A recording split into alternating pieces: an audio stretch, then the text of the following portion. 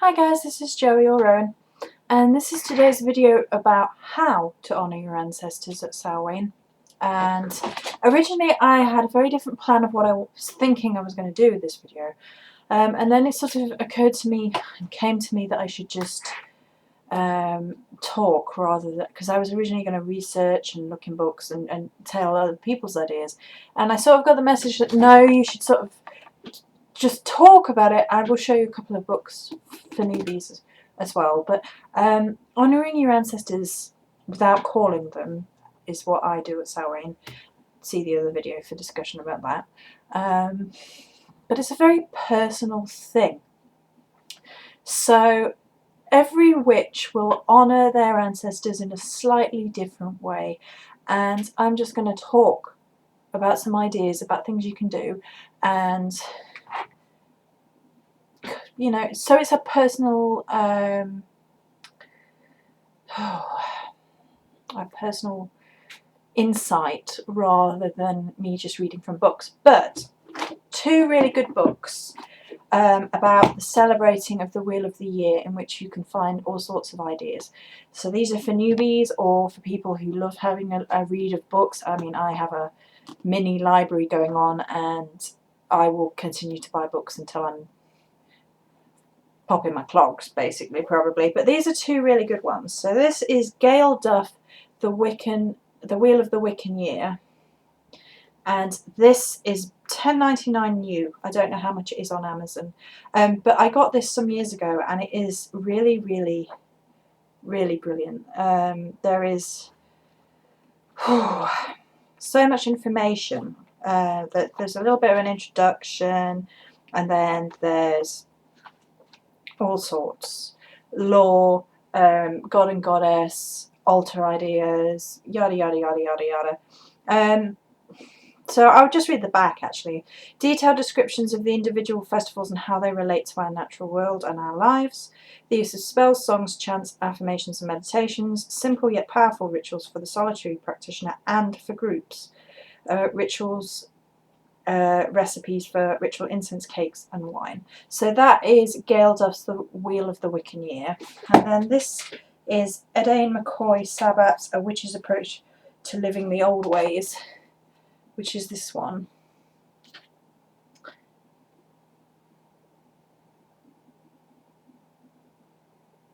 She's recommended by Silver Raven Wolf, and it's the same sort of idea. There's all the same sort of information in. It's a bit thicker though, that one, and bigger. Okay, so if you are really, really stuck about any of the Sabbats, or what a Sabbat is, or why you should celebrate them, books like that are a really good start. But I would recommend it for any practitioner of paganism or witchcraft. Not everybody celebrates the Wheel of the Year, so that is a personal choice again. But I think it really helps us connect to the world around us, to nature, and to the god and the goddess through those things, because they flow through nature.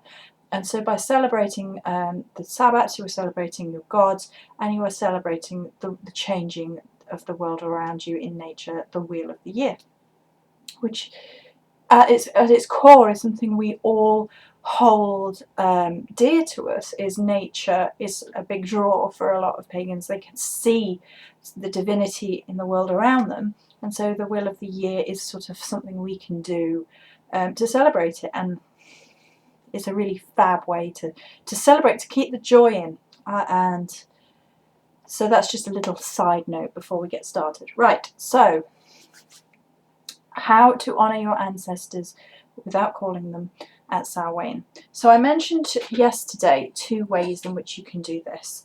One was the candle that you leave in your window overnight, Halloween night and the night.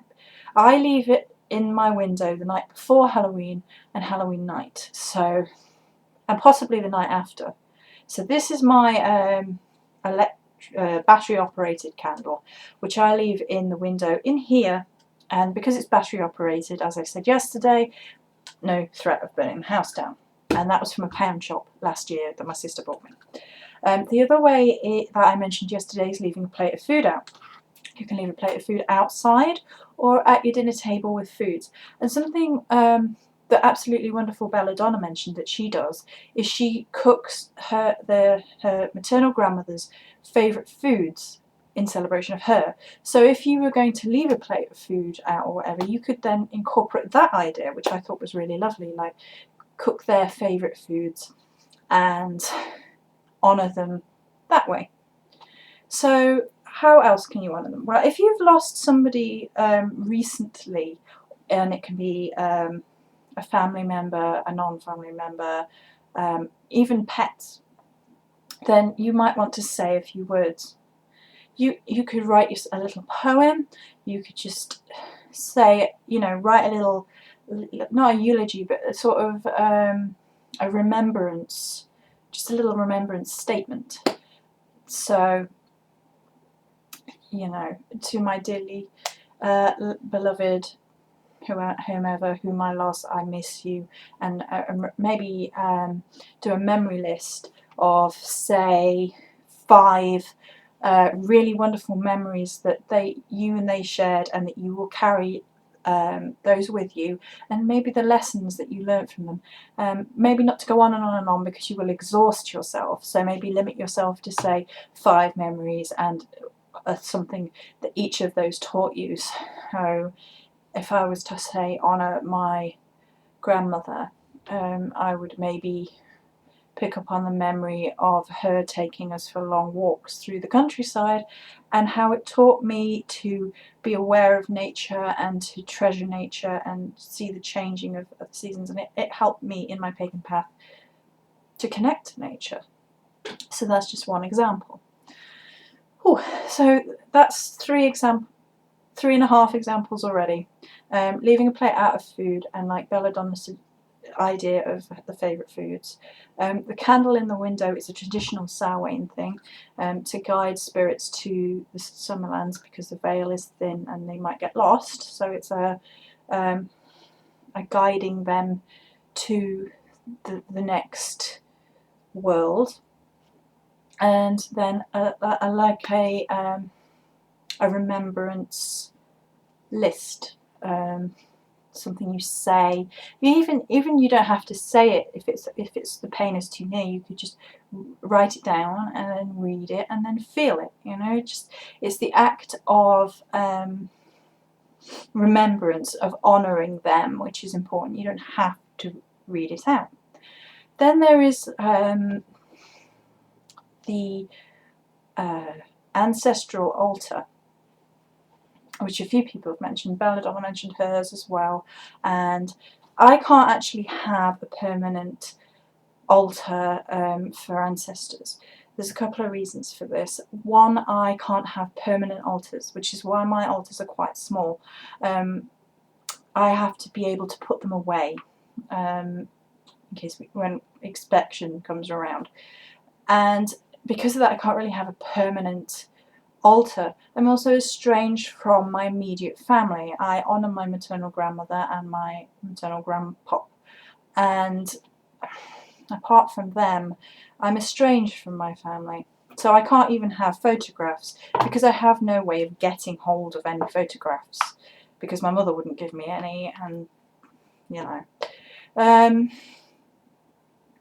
what I would like to do at some point is to have an altar which maybe represents my ancestors in a broad historical way. So I want to do some more research about my roots. I'm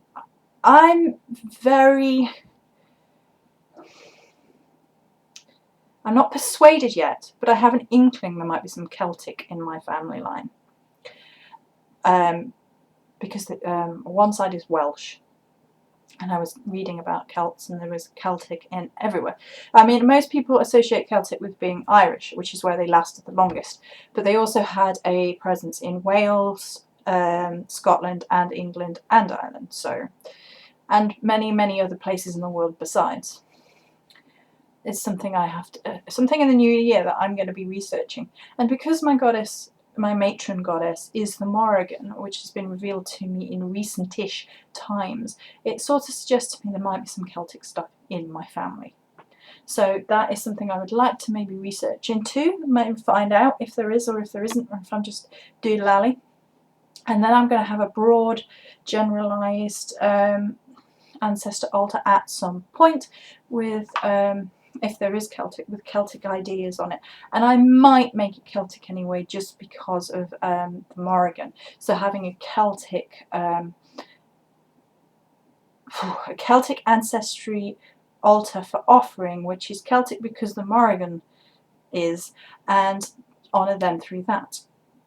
Now, another way you can honour your ancestors, even if you don't have an altar, is maybe with a little shrine. Now, a little shrine is slightly different because you don't do magical workings at them, but you could have it as a permanent thing. And even just photographs, you know, you could have just photographs in a little place separate on a nice little table, and they have nice little frames, and you could maybe put a little candle, a little white candle there, and maybe light it when you every day or at special times when you're thinking of them. Or maybe a little bowl of crystals, or something you offer, you know, a little offering bowl that you just put something in there. So that's an idea. Candles are a really well utilised thing in the offering of honour to ancestors, because the idea of lighting a candle is that the flame burns through this plane and on the other plane. And when I actually extinguish my candles, I say every time, although you are extinguished in this plane, may you burn ever bright in the ether, being the veil world. Excuse me. Let's have just, oh, by the way, I'm just going to have a sip of my drink, and I just want to show you these. These are Halloween cups that we got from Asda last year, and we use them all year round. Can you see the little spider and the little spider webs? These are just plastic, cheapy things. They're great. Wahaha. Anyway, it's a little bit strange right in the middle of your video. You were a bit like, what? Is she gone crazy? She was always crazy. Anyway, so candles are a really well utilised thing. Do you see how I snapped back to normal there? Did that worry you? Sign of a true nutter.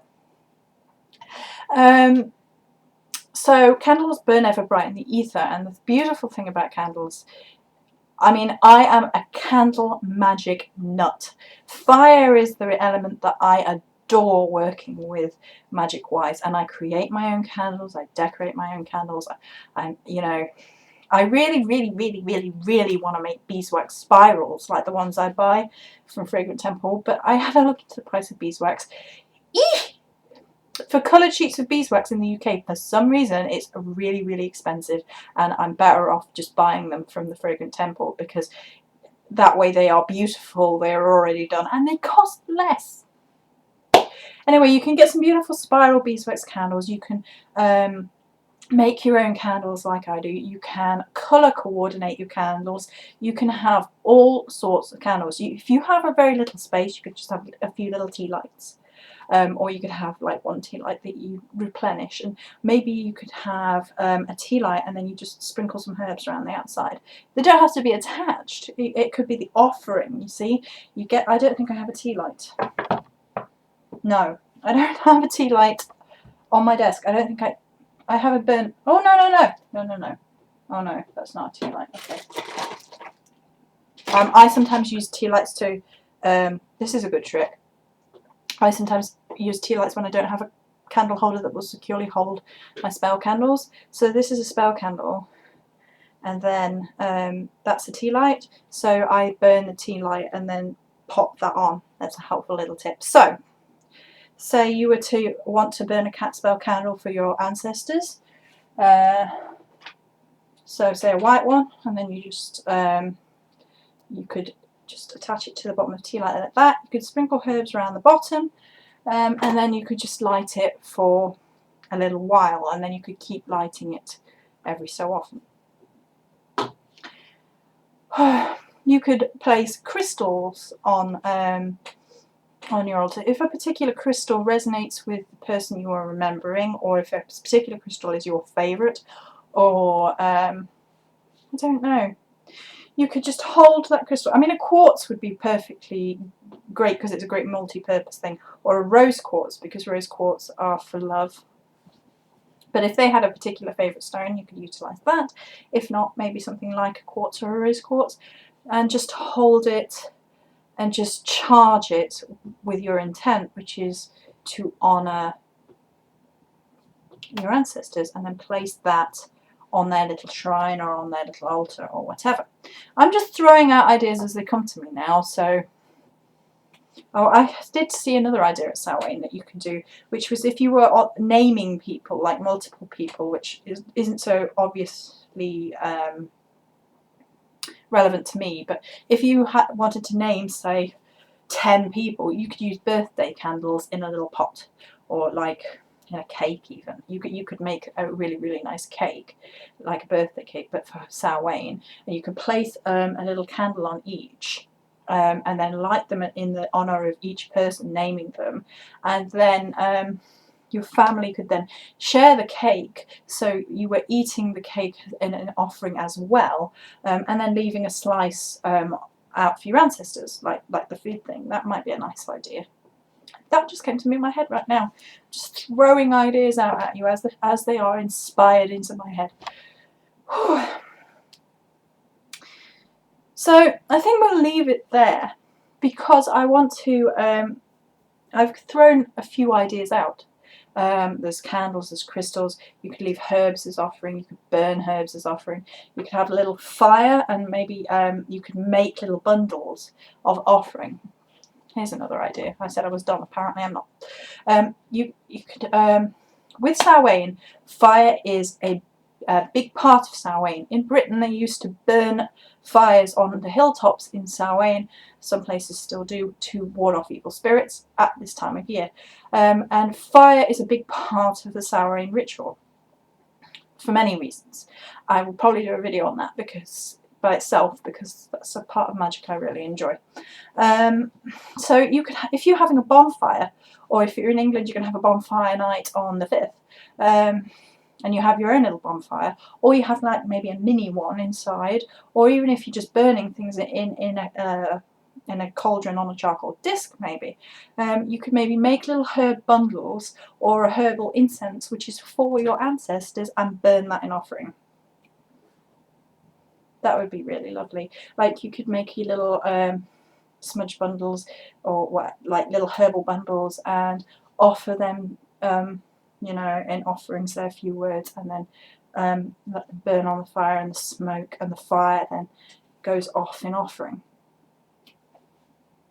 So crystals and herbs and candles is really, really good. The food, the leaving the plate, candle in the window. All these ideas are ways in which you can give offering to your ancestors without calling them to you. But what I wanted to stress more than anything else, because this is what I've been divinely inspired to say and to do myself, is that everybody is completely and utterly on their own on this one. Because it is a very personal experience, and the way that you relate to your ancestors, particularly if you knew them, loved them, and then they've departed, is going to be a completely unique and personal experience for you compared to everybody else. Even within your own family, the way that you related to somebody who you want to honour might be completely different to how your brothers or sisters or anybody in your family related to this person. Your relationship with them is a personal thing. So in the end, how you honour them should reflect that personal relationship.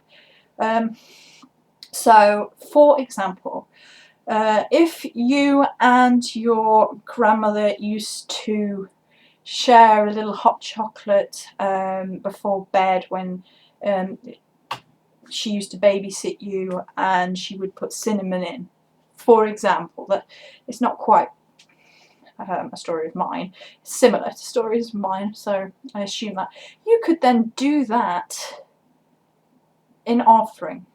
You could make that drink before bed on Samhain, and just to you, you know, to you grandma, or to you, you say a few words, and that's just a little personal thing that you know has meaning.